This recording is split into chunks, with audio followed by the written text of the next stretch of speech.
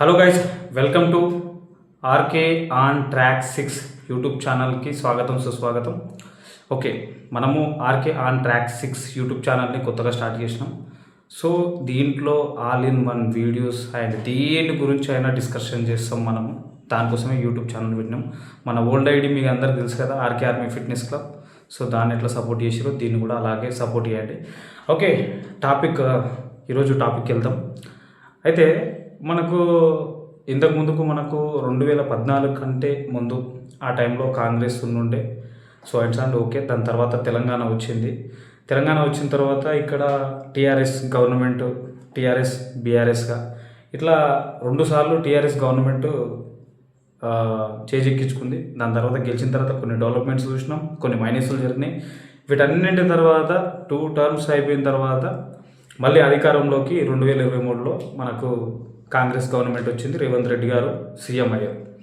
Okay, ఇప్పుడు 2014 నుంచి 23 వరకు పాలన ఎట్లుంది, 2023 నుంచి ఈ 2026 వరకు పాలన ఎట్లుంటుంది, ఈ 2023 నుంచి మళ్ళీ 28 వరకు పాలన ఎలా ఉండబోతుంది అనే దాని గురించి టాపిక్.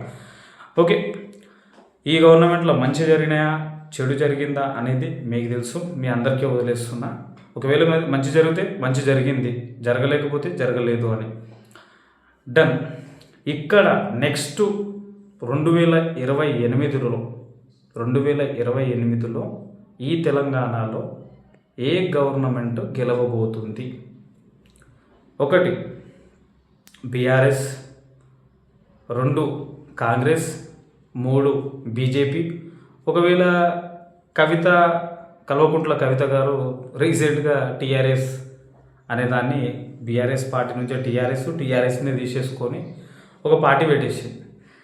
ఒకవేళ ఆ పార్టీ గెలుస్తా, ఎగ్జాంపుల్ జస్ట్ అంటే మన ఊహాకి అంతే, లేకపోతే ఇంకేమైనా బీఎస్పీ అట్లా ఇంకేమైనా పార్టీలు గెలుస్తాయి.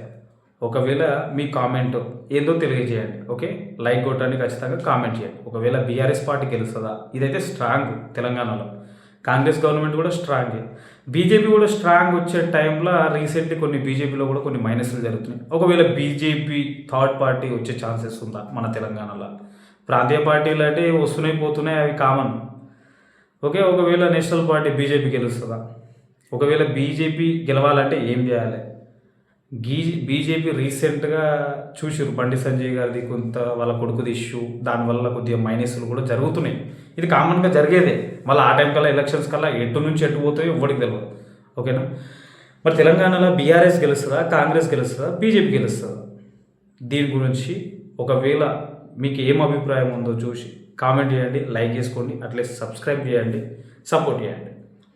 ఓకేనా? Thank you very much, love you అందరికీ, అండ్ జై జవాన్ జై కిసాన్.